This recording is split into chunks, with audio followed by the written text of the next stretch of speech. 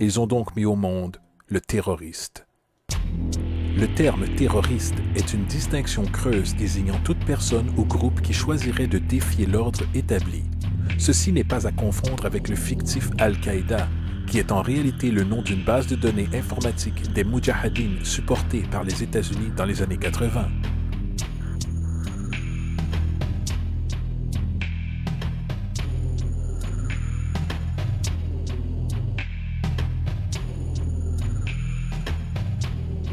En 2007, le département de la Défense a reçu 161,8 milliards de dollars pour la soi-disant guerre contre le terrorisme.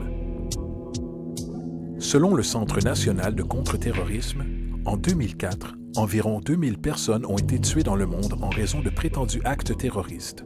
Sur ce nombre, 70 étaient américains.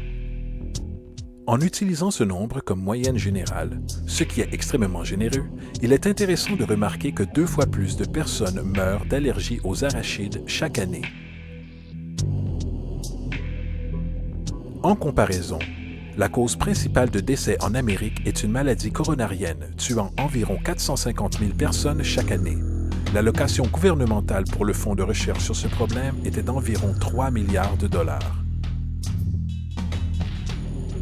Ce qui signifie que le gouvernement américain, en 2007, a dépensé 54 fois plus d'argent pour prévenir le terrorisme qu'il en a dépensé pour prévenir la maladie qui tue 6600 fois plus de gens annuellement que le terrorisme.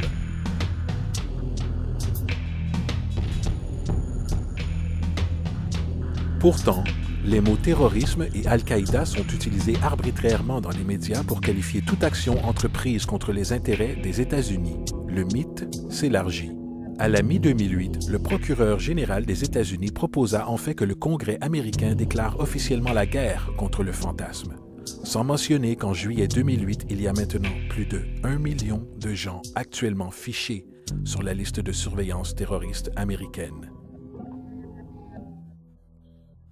Cette soi-disant mesure antiterrorisme n'a bien sûr rien à voir avec la protection sociale et tout à voir avec la préservation de l'ordre établi contre les sentiments anti-américains croissants, à la fois au niveau national et international, qui est légitimement fondé sur l'expansion de l'empire des sociétés basées sur la cupidité qui exploite notre monde.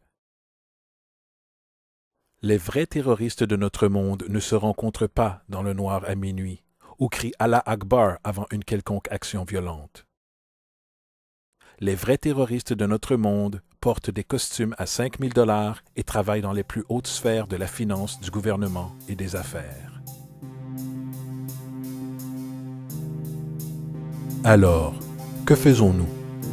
Comment stoppons-nous un système de cupidité et de corruption qui a tellement de pouvoir et d'élan?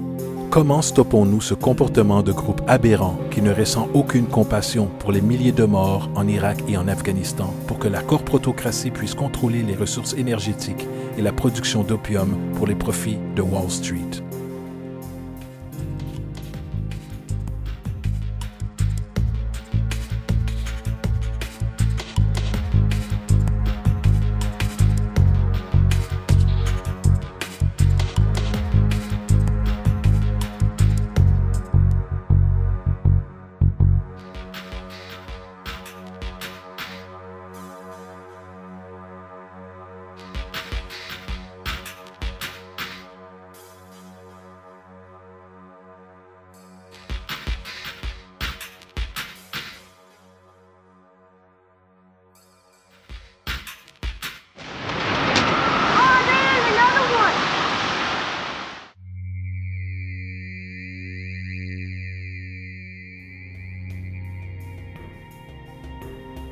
Comment stoppons-nous un système de cupidité et de corruption qui condamne les populations pauvres à un atelier de misère pour les bénéfices de Madison Avenue, ou orchestre des attaques terroristes sous faux drapeau au nom de la manipulation, ou génère des modes intégrés de fonctionnement sociaux qui sont fondamentalement exploités,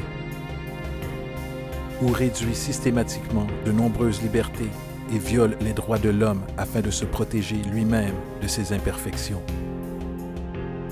Comment pouvons-nous traiter avec les nombreuses institutions furtives, telles que le Conseil de Relations étrangères, la Commission trilatérale et le groupe Bilderberg et les autres groupes élus non démocratiquement, qui derrière les rideaux collaborent pour le contrôle des éléments politiques, financiers, sociaux et environnementaux de nos vies.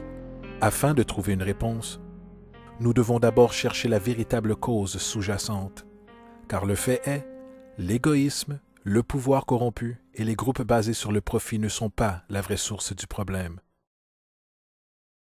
Ce sont des symptômes.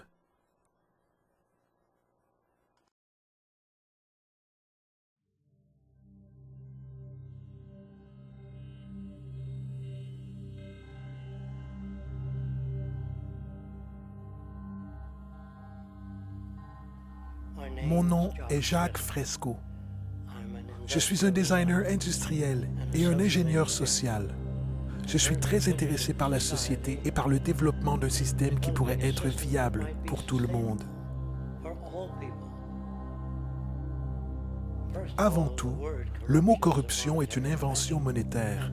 Ce comportement aberrant, comportement qui est perturbant pour le bien-être du peuple. Eh bien, vous avez affaire au comportement humain. Et le comportement humain se révèle être déterminé par l'environnement, signifiant si vous êtes élevé par les Indiens séminoles en tant qu'enfant, sans jamais avoir vu autre chose, vous retenez ce système de valeurs. Et il en va ainsi pour les nations, les individus, les familles essayant d'endoctriner leurs enfants dans leur foi particulière et leur pays, et qu'ils se sentent comme faisant partie de tout cela. Et ils construisent une société qu'ils appellent établie. Ils établissent un point de vue accessible et tentent à le perpétuer. Alors que toutes les sociétés sont en fait émergentes, pas établies. Et donc, ils rejettent les nouvelles idées qui interfèrent avec l'ordre établi. Les gouvernements essayent de perpétuer ce qui les garde au pouvoir. Les gens ne sont pas élus au poste politique pour changer les choses. Ils y sont mis pour conserver les choses telles qu'elles sont. Donc, vous voyez, les bases de la corruption sont dans notre société. Laissez-moi expliquer. Toutes les nations sont foncièrement corrompues, car elles tentent à maintenir les institutions existantes. Je ne veux pas dire de maintenir ou de dévaloriser tous les pays, mais le communisme, le socialisme, le fascisme, le libre-entreprise et tous les autres sous-cultures sont les mêmes. Elles sont essentiellement corrompues.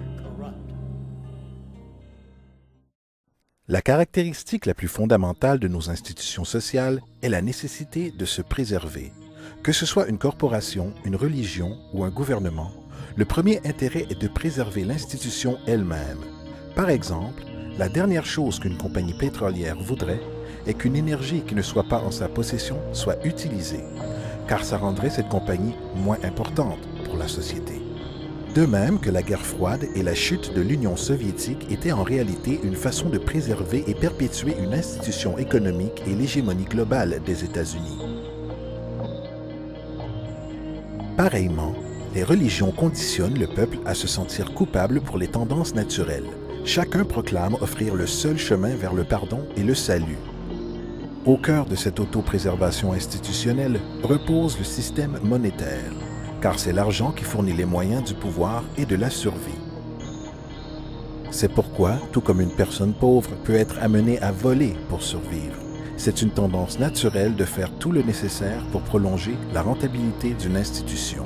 Ceci rend particulièrement difficile pour les institutions basées sur le profit de changer, car cela met en danger non seulement la survie de larges groupes de gens, mais aussi le douillet mode de vie matérialiste associé à la prospérité et au pouvoir. Donc, la paralysie nécessaire de préserver une institution en dépit de son importance sociale est largement ancrée dans le besoin d'argent ou profit.